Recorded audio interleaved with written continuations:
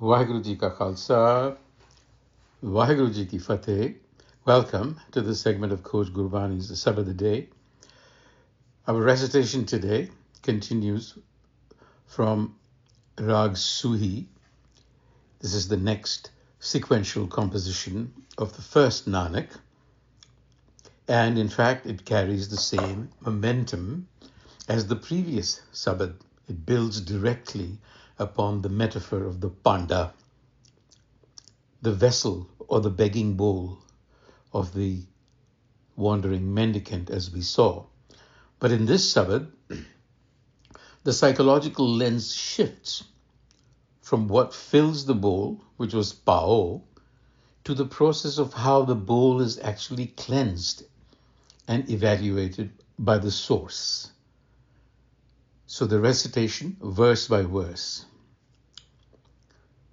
Suhi Mahalla Pehla Bhanda Hacha Soi Jyotis Bhavasi Panda Atmalin Tota Hacha Na Hoesi.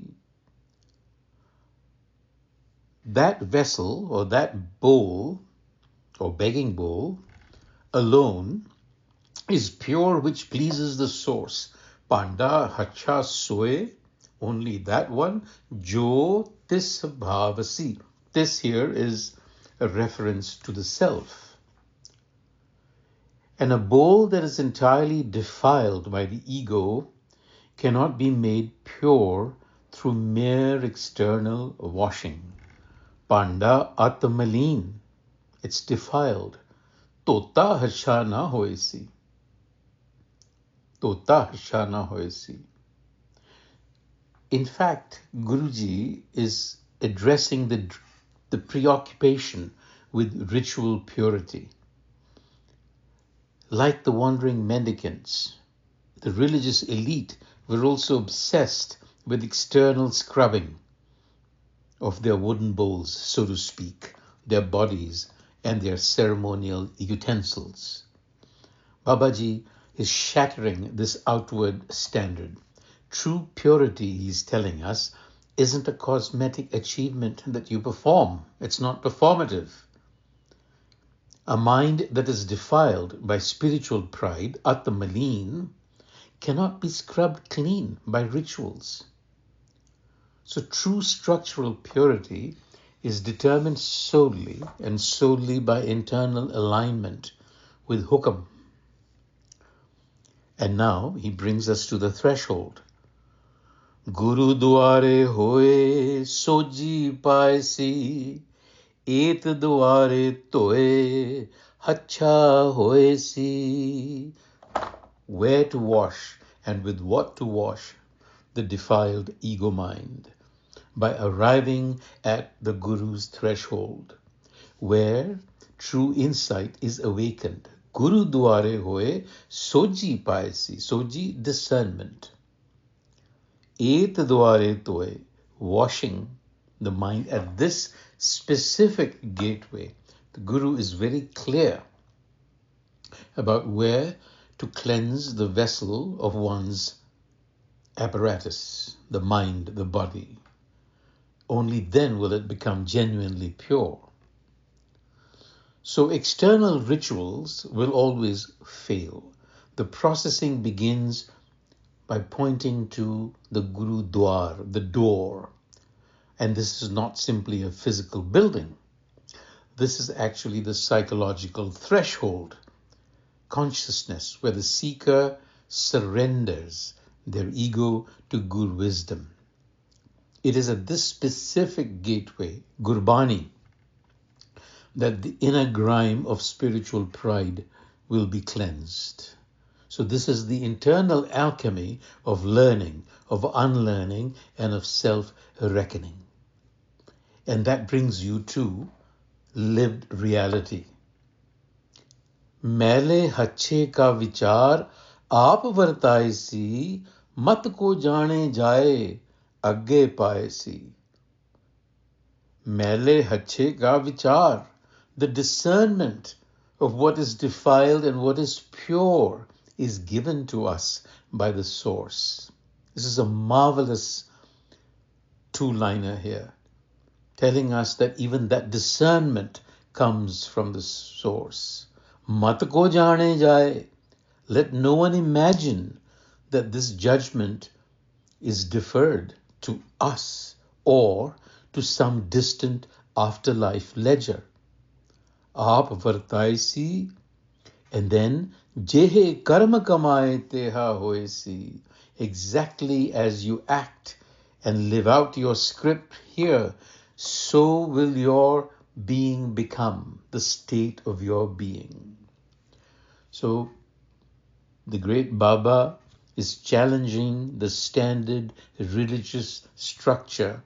Here he's challenging the transactional system, the ledger that promises a delayed reward with a mythical afterlife. He is anchoring consciousness strictly to the present moment. The evaluation of whether your heart is pure or soiled, hache mele, is a living psychological reality operating right now within you. You cannot cheat yourself. Your daily lived actions shape you, they sculpt your consciousness, they make you who you become, and you can't run away from that. And the next stanza, it's the sovereign returning to consciousness. Amrit har ka nao aap vartaisi, chalaya pat syon janam savar vaja vaisi. The life-giving nectar of Nam is distributed directly by the source. Aap vartaisi, from no other source. If you remember, in the previous Sabad, a similar thought was expressed. There is no other counselor, there is no other giver. And a soul, an individual that departs this existence without this divine awareness has lost the game. But the one who is internally cleansed at the Guru's threshold,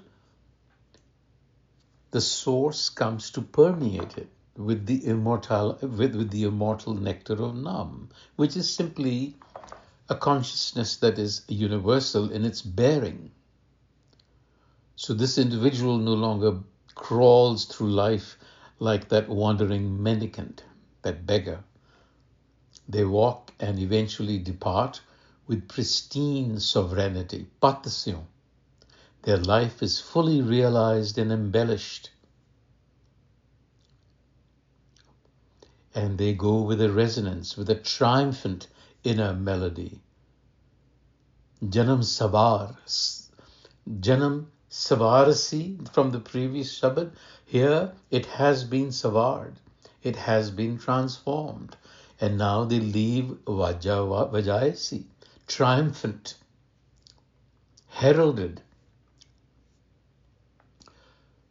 मानस क्या बेचारा तह लोक सुनायसी, नानक आप निहाल सब्बे कुल तारसी.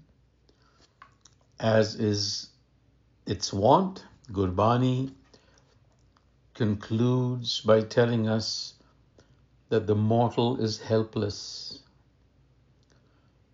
The echo of this sound resounds across three worlds. Manas kya vichara, teh log sunaisi. Nanak, the seeker is radically enraptured in bliss. The transformation of a single human being from a performative wandering beggar into an anchored, conscious, sentient consciousness is so profound that it is beyond human language. Manas kya vichara. It cannot be fully grasped or articulated. There is an energetic shift that ripples across the entire cosmos.